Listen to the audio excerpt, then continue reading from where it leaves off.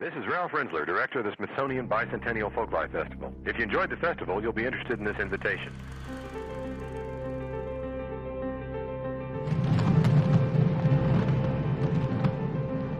Ladies and gentlemen, an opportunity like this cannot be taken for granted.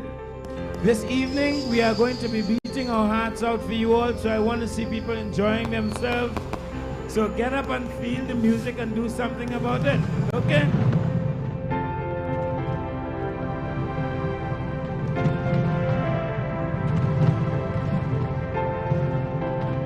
This event is a right of cultural democracy.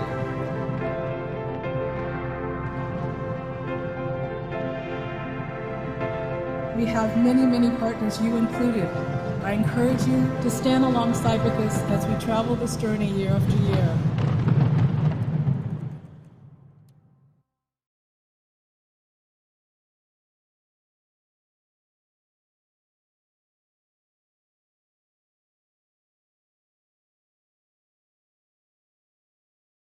Welcome, everyone, and thank you so much for joining us for Corridors and Connectivity, Animals and Humans in Harmony. My name is Susan Holmes, and I'm the U.S. Federal Policy Director at the Wildlands Network, an organization working to protect and connect wildlife in North America. And I am the moderator for today's panel. This session will explore how local and indigenous communities, along with scientists, are working together on one of the world's greatest challenges. How do we stem biodiversity loss and coexist with wildlife? Since 1970, the United States has lost over 1/3 of our wildlife, and Africa has lost over 65% of its native biodiversity. Many iconic species, from elephants, cheetahs, and gorillas to sage-grouse, monarch butterflies, wolves, and moose, are in serious decline. The primary driver of this wildlife loss is fragmentation and destruction of habitat. As our human population has grown, roads, urban development, logging, and energy extraction have carved up the landscape and isolated wildlife populations. Roads are a particular challenge, with 1 to 2 million large animals and many more small animals killed by vehicle collisions in the United States each year. But there are solutions, and there are reasons for hope. As illustrated by the beautiful slides that you're seeing on your screen, one of the most effective strategies to conserve and restore wildlife is to connect wildlife habitat with corridors and to build wildlife road crossings. These wildlife corridors can rejoin the broken pieces of a landscape, reconnect parks and protected areas, and allow wildlife to move, to migrate, to find food, to find mates, and to adjust to a changing climate. Another reason for optimism is the many communities around the world which are leading efforts to protect wildlife corridors and are bringing their local, indigenous, and scientific knowledge to reconnecting wildlife. Tribes such as the Southern Ute in Colorado and the Santa Ana Pueblo in New Mexico are using science along with historic knowledge of game trails to protect elk and pronghorn and mule migrations. Locally in Virginia, a collaborative is working to advance wildlife crossing structures in the state. The first one along I-64 south of Washington, D.C. has reduced animal vehicle collisions by 97%. And states, these local efforts are spurring bipartisan support for state and federal wildlife corridor protection and funding. Over the past 3 years, 9 states, including Wyoming, New Mexico, Virginia, Oregon, Utah, Florida, Colorado, California, and New Hampshire, have passed bills to protect wildlife corridors. This year, for the first time, the U.S. Congress passed dedicated funding for wildlife crossings, $350 million over 5 years. And the U.S. House of Representatives passed, with bipartisan leadership, a comprehensive bill to protect wildlife corridors that includes tribal wildlife corridor protection as well. Finally, the Biden administration has made wildlife corridors a priority for its America the Beautiful initiative to conserve 30% of the U.S. by 2030. All of this is reason for optimism and shows that when communities work together, we can slow biodiversity loss, protect our treasured wildlife, and live together in harmony. I am so honored to welcome and introduce our panelists today from across the U.S. and from Africa, who are leading some of these local, regional, and national efforts. First, we have Irene Amokei.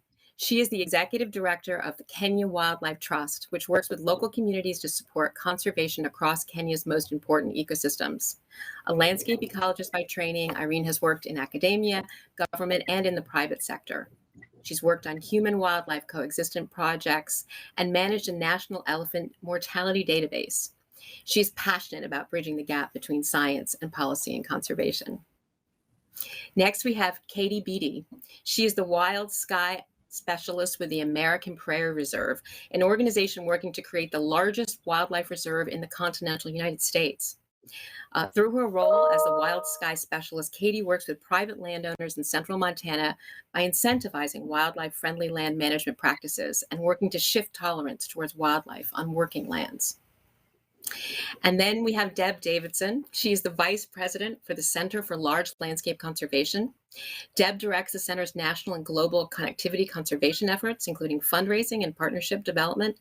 And Deb has worked in conservation philanthropy and wildlife protection programs for over 20 years. Finally, we have Amy Scarpinato. She's a research ecologist and bird conservation specialist at the Smithsonian Conservation Biology Institute's Migratory Bird Center, which is dedicated to the understanding, conserving, and championing the grand phenomenon of bird migration. Welcome, everyone, and thank you so much for taking the time today to discuss this very, very important question. I'm going to shift to a number of questions, and I want to foster a conversation between all of you. So I'm going to dive in with my first question, which is really give me a little bit of background about your organizations. Each one of your organizations is playing such an important role to conserve and connect wildlife. Tell us briefly about the work that you're doing to protect wildlife corridors where you are. And starting with Irene.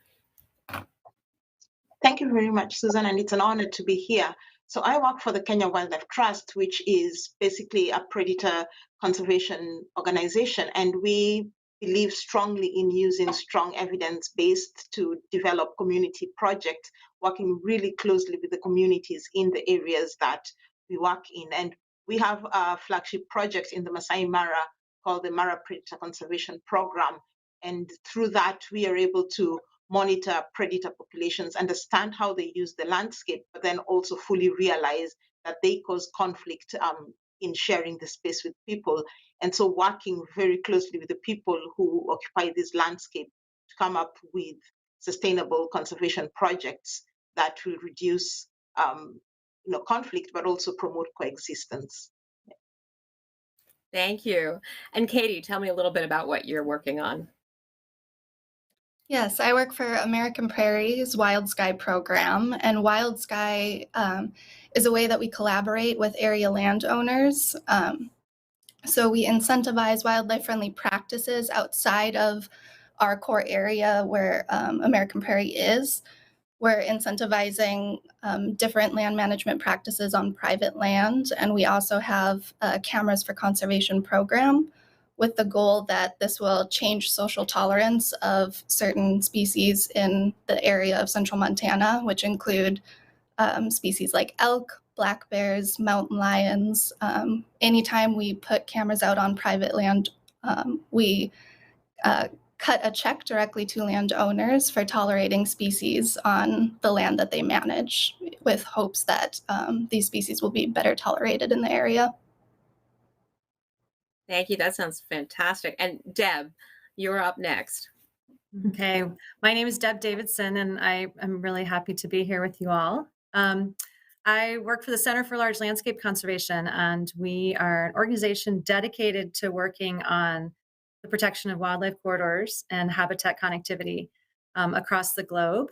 And we work in we started in Bozeman, Montana, but we've expanded our work to across the nation and across the globe, working to ensure that wildlife and communities that need wild places protected during this time of climate change, and ensuring that they're connected. And so we'll talk a little bit more about some of the actions and the policies we're seeing across the globe today, and the increasing interest in this topic.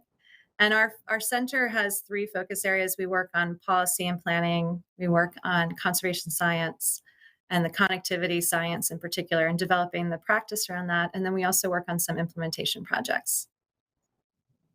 Thanks, Deb. And Amy, tell us a little bit about the work that you're doing, particularly with migratory birds.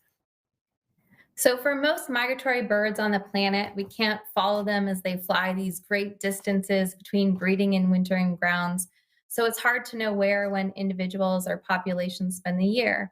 And because they're spending time in these different places and different habitats at different times of the year, we really need information throughout the entire year to understand why a migratory species might be endangered and to get a complete picture of the reasons for their declines and how and where to reverse them. So my job is to compile all the best information already out there on where migratory birds occur throughout the year, and then coordinate and participate in tracking studies that help us fill in the gaps for other species. We also work with partners to identify high priority areas for conservation from the tracking data and integrate what we learn about the biology of migratory birds into the conservation plan so we can make better decisions about saving species at the appropriate time and place. Thanks so much. Well, I want to dive into the science of wildlife corridors to start with. Species from bison and elephants and mule deer and lions, hawks, salmon, monarch butterflies are all moving across the land and water and sky. Can you describe a little bit about what is a wildlife corridor and how do species like bison use wildlife corridors? And Katie, this is a question for you. Yeah. A wildlife corridor is essentially just an area that's connecting 2 different habitats together for species to disperse or travel from one core habitat to another habitat. And this can be really large scale, where we're talking about routes from continent to continent, or it can be really small scale within habitats where it's connecting, say, a forested area to a stream. And the bison that we have on American Prairie are actually fenced in, so they're not using the habitat in the way that they would if there was no fences. But it's really important for animals like bison to be able to disperse across the land because they are such important ecosystem engineers. So they're really changing the habitat wherever they go. They're grazing grass down to shortgrass prairie. They're causing a lot of disturbance with wallows, which can really benefit other species. So there's lots of benefits for bison being able to move across large landscapes and have those impacts. That's fantastic. And Amy, talk a little bit about birds. How did they use wildlife corridors, and why is that so important for birds movement? Right. So corridors for migratory birds are a bit different than bison or other land animals. And we can really think about corridors for migratory birds in 2 parts. So one is the actual corridor, which could be like a highway or a pathway in the sky. And these pathways can be over land and sometimes even over water. And so birds can use these migratory corridors to go between their breeding and wintering grounds. And the second part of a corridor is also what we call the stopover sites. And stopovers are places birds stop and land to rest and refuel or wait out bad weather during migration. A good stopover site provides food, water, and shelter for birds to replenish their energy during migration, and also shelter from potential predators. And so we can kind of compare these to a rest area along the highway, or if you're on a road trip and you spend the night in a hotel or motel. And some birds may stop daily during migration, and some birds might migrate for weeks before stopping. And so many of these species, as I mentioned previously, we're still figuring out how and when birds use these corridors. And for other species, we're still even figuring out where these corridors exist. And so we do that through using various tracking technologies to understand where and when and how the birds are using these corridors and the conditions they might experience within a corridor. And then we can identify important areas or high use areas that need to be protected. That's fantastic. And Deb, I want to turn to you for a second. And can you tell us a little bit about wildlife crossings? This is something a little bit different than a wildlife corridor.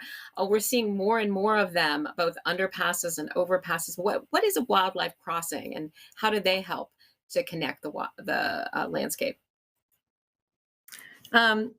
We all know that there's a lot of roads and rails and other linear infrastructure development, both here in the United States and globally. And roads in particular, we can use those because most of us travel on one and probably traveled on one today, pose a major threat to wildlife populations. They also pose a threat to drivers when wildlife are trying to cross them. So the idea behind a wildlife crossing is in an area where we know that there's high migration of species, or it's an incredibly important area for habitat. Let's say a grizzly bear being able to move from one area to another to be able to access mates or a particular type of food. There have been wildlife crossings built, and those can either be an overpass, which tend to be like the Cadillac version, where we would have protected habitat on both sides, fencing also, and then a large structure that's been built to allow animals to move across the highway or the freeway. There's some pictures in our slideshow of those. There's also wildlife underpasses, which are a little bit more affordable, but also could be very effective in terms of allowing animals to move underneath the highway. So this is not an ideal situation. I mean, ideally that the animals' habitat is not disrupted by a roadway or a train. But when it is, there are methods and scientific work that's been done. Biologists have been working on this for over 30 years. In fact, a couple of our staff at the center are experts on this, working to ensure that there are mitigation measures that can be put in place when either a road is built, a new one, or when a roadway has existed for a while and animals really are being impacted by it. Wildlife populations are suffering. So.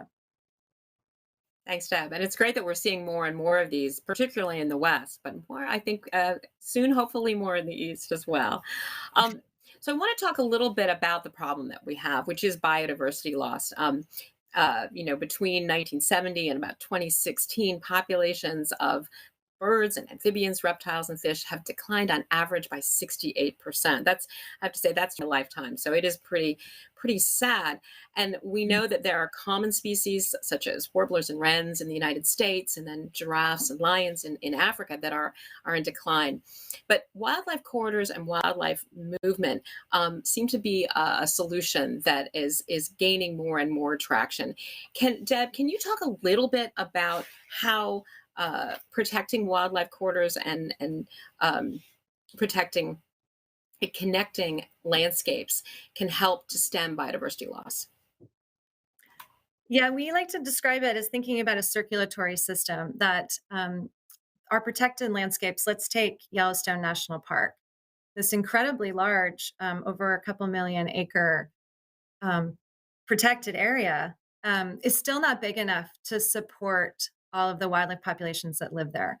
Elk move out of the park all winter long to find food, to find winter range. Grizzly bears also move out, other animals.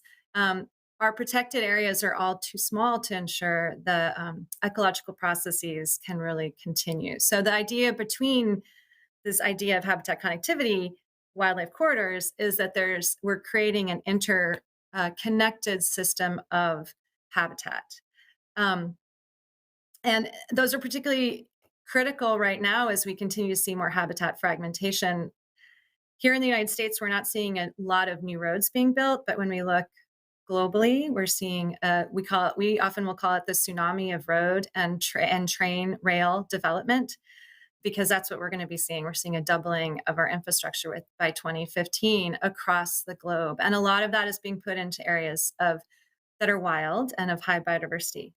So how do we ensure wildlife populations can adjust to that? And it's particularly critical right now. Fragmentation has significant impact during a time of climate change, when animal populations are also moving because habitat is changing too. Drought, water supplies, vegetation. So the idea of having an interconnected system where animals could move from one area to another is really critical. at this time. And some of that is being done through restoration, as we spoke about, and some of it is being done by protecting the interconnectedness we still have in some areas. Thanks, Deb. And Irene, I want to hear a little bit more about how this is working for you in Africa. What are you doing there, and how is connecting habitat important in Africa? Yeah, as Deb said, the populations are growing, both human populations are growing as wildlife populations decline. And there's a great move to try and create more space for wildlife to move, just because, we've talked about the importance of migratory corridors in terms of ensuring, thriving wildlife populations. And one of the things that we are doing in Kenya and working with partners is trying to get people to coexist and incentivize people to coexist more, because people do need space and they need the same resources that wildlife need. So I think the big question is, how do we incentivize coexistence for people to be able to share their landscapes with wildlife and allow them also to make use of these resources that are so much needed. It's one of the most successful ways this has been done is through working with local communities to create conservancies.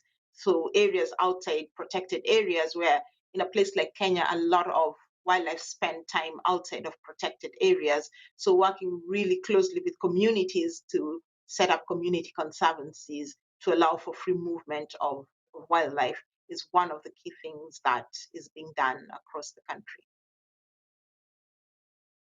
Irene, and you anticipated my next question, which was about exactly that. Communities are playing such an important role, and I think certainly the support of local communities and the knowledge of local communities all are critical to the success of wildlife conservation and wildlife corridor protection. Can you tell us a little bit more about the communities you're working with, and maybe some of the specific projects and the importance of Indigenous knowledge in communities in Africa? Yeah, I think what KWT does, we truly believe in science, and we say that our value proposition is that we are driven by science but focused on people. And with that, we make sure that people are at the center of all the projects and the programs that we run. So tapping into the Indigenous knowledge of the Maasai, having lived for centuries with wildlife, and working with them to understand what needs to be done and how projects can be set up in a way that is beneficial both to their livestock, to the wildlife, and more importantly, to the people who live in these landscapes. So we run a few projects where we work really closely with the community. So for instance, we have Lion Ambassadors, which is a program where we have community members working with us remotely and being the first point of contact for any conflict-related issues with predators. And because these are people who live in the community and are affected, are able to go and talk to affected members and, trying to promote that acceptance of living with predators. But then we also set up a livelihoods program that really focuses on, we've talked about restoration of degraded landscapes, and that's a major thing. Grass is important for wildlife, but it's more important for people and their livestock. So how do we work with people in a way that improves livestock health, so that there is improved livelihoods at a household level, but then improving the biodiversity? So, working to restore some of these degraded landscapes. And we really are confident and truly believe that this is one of the best ways to ensure that there is space for wildlife, by working with communities and taking it to a grassroots level and actually listening. I think that's the really key thing, listening to the communities, understanding how they've been able to coexist, and learning from that, and designing programs that have that as an objective, but also as a value. Yeah, thank you. That sounds wonderful, and I can imagine that Katie probably has some similar experience working with local communities, and particularly on a working landscape. Can you talk a little bit, Katie, about the work that you're doing with local communities, and how you're tapping into that deep and historic relationship out west? Yeah, there's many parallels between the work that Irene and I are doing. I think the success of a protected area like American Prairie on the Northern Great Plains really requires so much collaboration with the communities that are present in the area as well, and private landowners. We're talking about species that are traveling great distances outside of American Prairie as a protected area. And we're also talking about the fact that we would like to see increases in certain species present on the landscape because we have so much habitat set aside in this protected area. So we're really asking agricultural producers, ranchers, and farmers to tolerate a lot of wildlife that may be coming back to the area because we have this protected land. And we need to find ways to work with them in a way that makes sense for their land management, as well as our goals of conservation in the area. So having incentive programs, really just to buy some of these species some breathing room, just to see how coexistence can happen on the landscape is really important. And something like the Cameras for Conservation program through Wild Sky is a great opportunity for us to collaborate with landowners with very little effort on their part. So many landowners have great habitat on their private land and are tolerating a lot of these species living on their land. Some don't even know that they're ranching with larger carnivores, so it can be really compelling when we're able to go to a rancher with an image of 4 mountain lions in one frame, and he had no idea that that many mountain lions were even on his property or that he was running cows with these large carnivores. So I think programs like Wild Sky, what American Prairie is doing, what Irene is doing are so important for the long-term success of protected areas. And do you think having that knowledge now that they find out that there are predators on their land in general, it's a positive experience? That's what you're finding? Yes, I think it's a positive experience. These beliefs and the idea of conflict with certain species are really ingrained in the West. And I think anything where we can show people that are having positive experiences or able to ranch or manage their land with wildlife in mind is just a benefit to the region at large. Thanks so much. Well, I want to shift a little bit to climate change, another major threat to biodiversity and to people. And I'm wondering if maybe, Amy, you could take this one. How does the protection of wildlife corridors help animals and communities to adjust to climate change?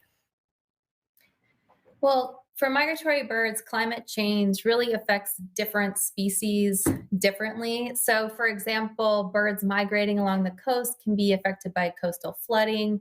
Birds migrating over land, especially in the western US, are impacted by drought conditions.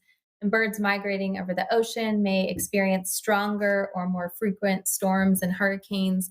But in all these cases, protecting corridors helps provide reliable habitat and resources such as food and protection that birds need to rest and refuel along their migratory journey. And so also knowing when and where birds are moving through these corridors can help us understand what impacts different populations or species will experience from climate change so we can target critical areas that need protection. I think a good example is close to Washington, D.C. here on the Delaware Bay. The endangered subspecies of red knot relies on horseshoe crab eggs in the Delaware Bay to refuel during its spring migration from wintering areas in South America to breeding grounds in the Arctic. And at any given time during the month of May, about 90% of this Rufa red knot population is present in Delaware Bay. So we know when and where a critical stopover in the red knot migration corridor is, so we can implement extra protection at a place like this. And that has happened after Hurricane Sandy. The shorelines and coastlines were devastated.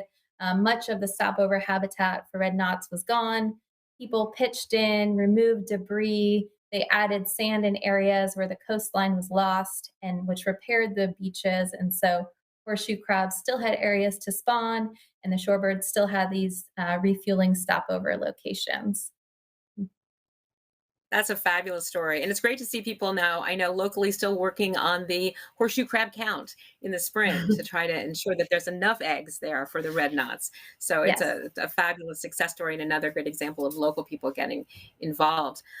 Deb, do you want to add anything on climate change, about how it works for more terrestrial animals?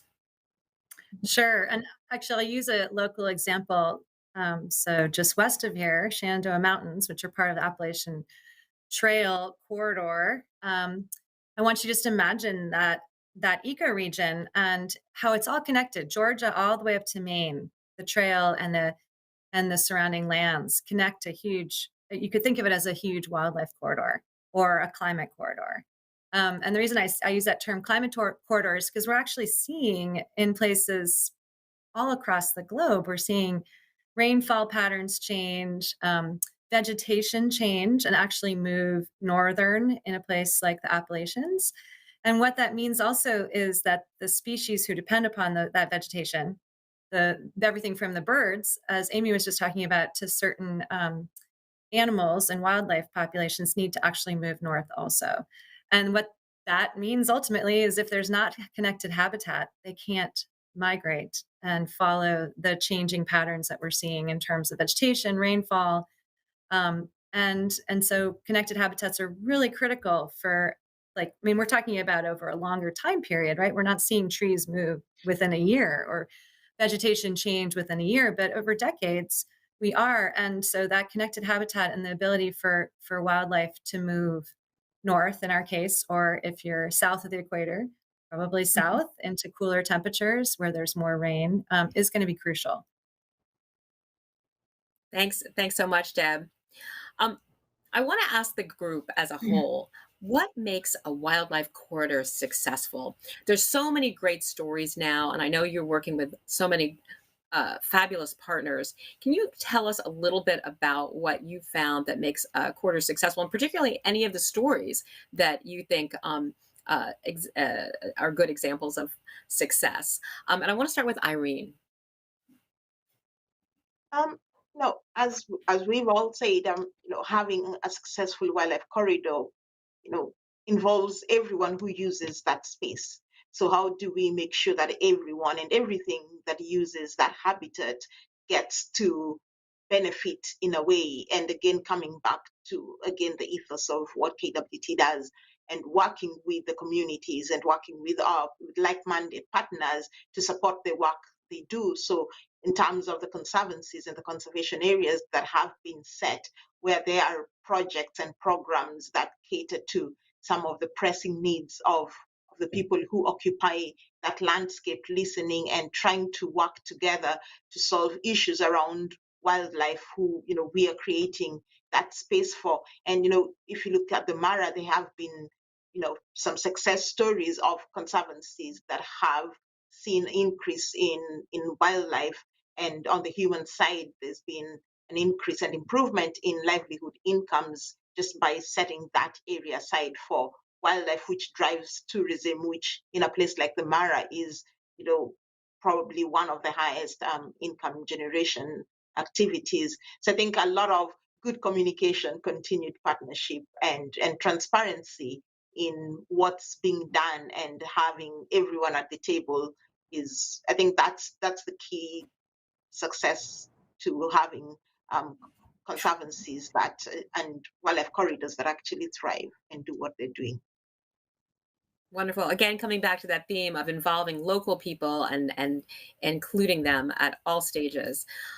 Katie, to you, what do you think makes a wildlife corridor or wildlife corridor protection successful? I would really echo what Irene said, and especially in our area in Montana, that community involvement and tolerance and finding ways to coexist in these corridor areas is really important for the success.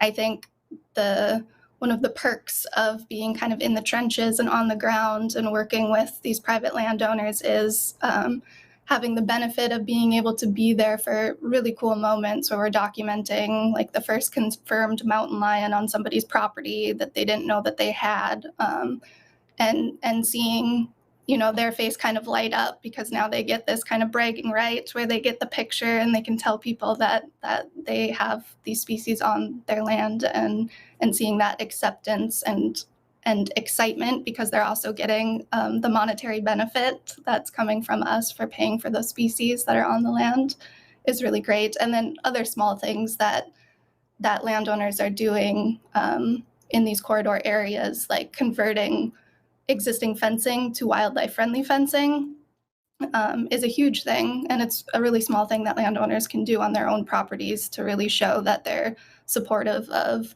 wildlife usage of that area.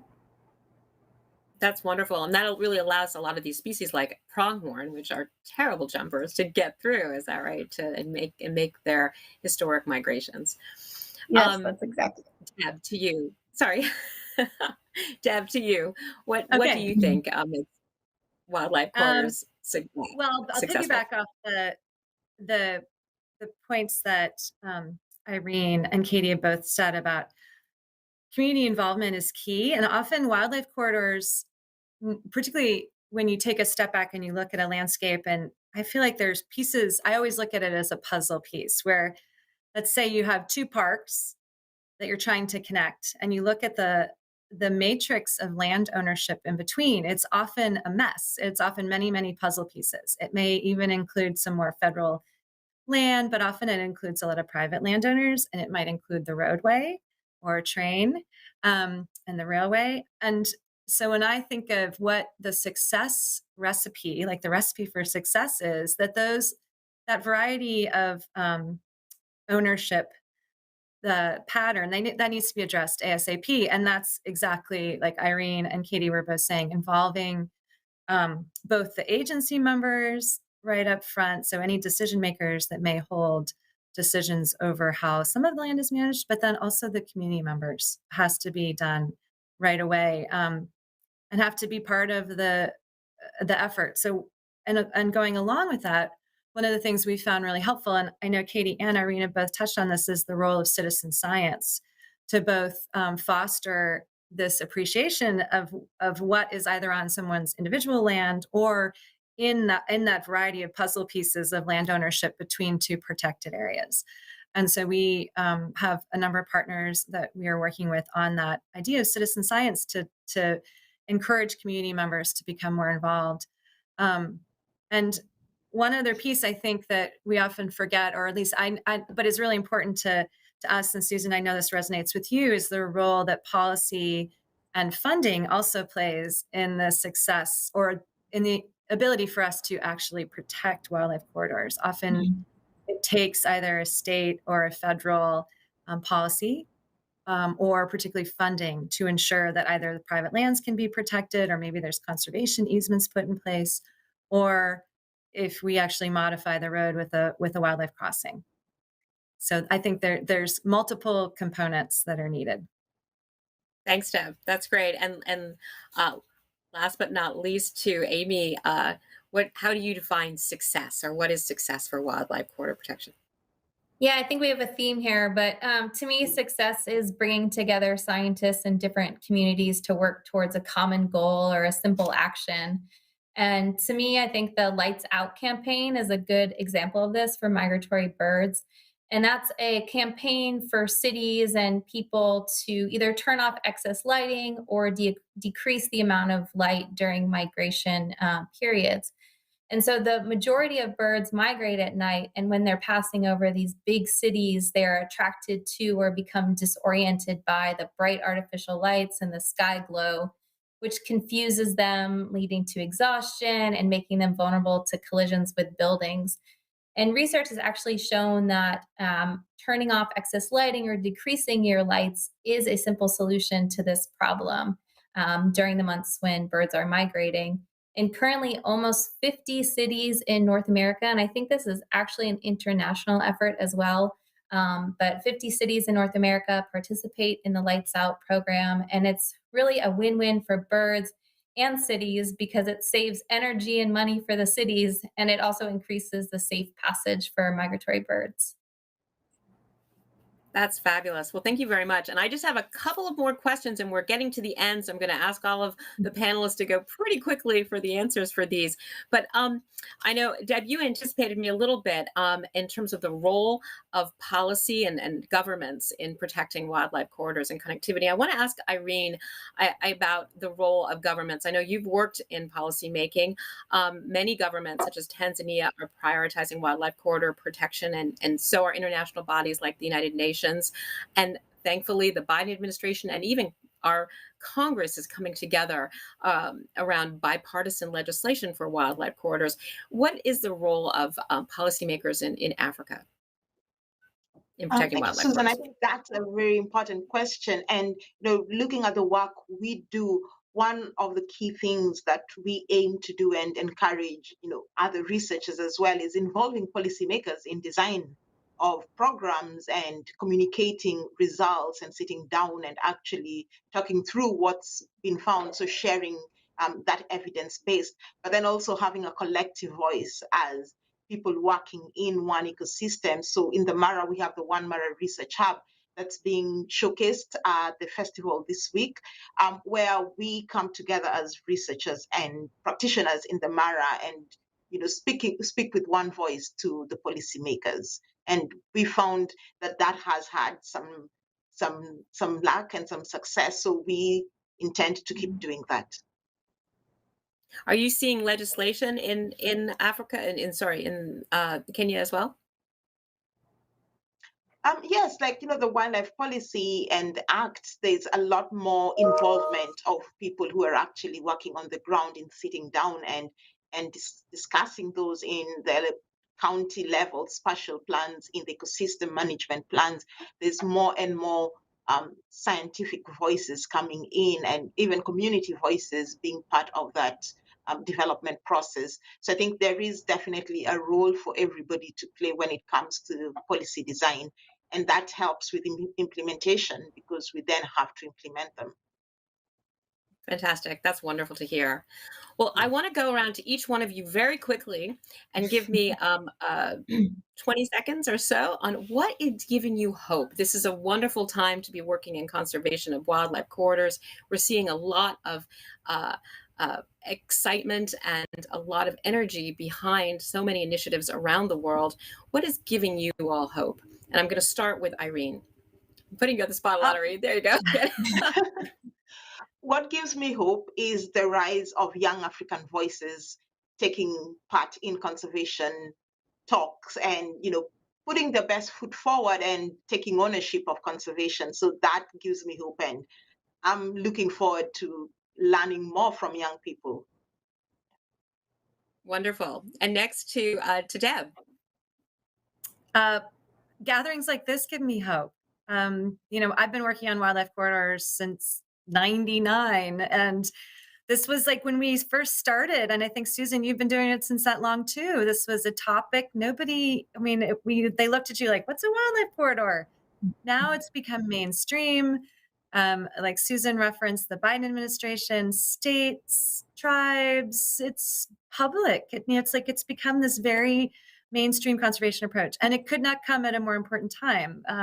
Connecting people also in ways like this, I think, is critically important. And so connecting habitats and connecting people, that's what gives me hope. That's wonderful. And Katie? Yeah, I would echo Deb in the spirit of being here at Folklife right now, listening to Deb and Irene and Amy and all of the work that's being done, not just in my little area of Montana, but across the world, is really, really what's giving me hope right now. Fantastic. And Katie? Oops. I'm sorry, and Amy. No worries. Sorry, Amy. In addition to all those, I think also that this field is rapidly evolving. And so we're constantly learning new things or discovering new tools or forming new collaborations that are really helping us come up with creative new solutions to answer these questions. So to me, that is a great thing. Well, I think we're at the end of our 45 minutes, and I want to take this opportunity to thank the panelists and to thank everyone online for attending today's session. I hope this conversation has inspired you to feel hopeful about our future with wildlife and empowered you to act and protect wildlife. And for those of you who are interested, I urge you to reach out to organizations who are working on wildlife corridors and connectivity locally. Internationally, there is certainly opportunities to get involved with state and federal legislation. We encourage all of you to come and join this effort that is so exciting and so at this time to protect biodiversity and to forge relationships with local communities. So thank you again to all of you. For those interested as well, the conversation continues on Twitter at #EarthOptimism. And again, thank you for being part of this very important session.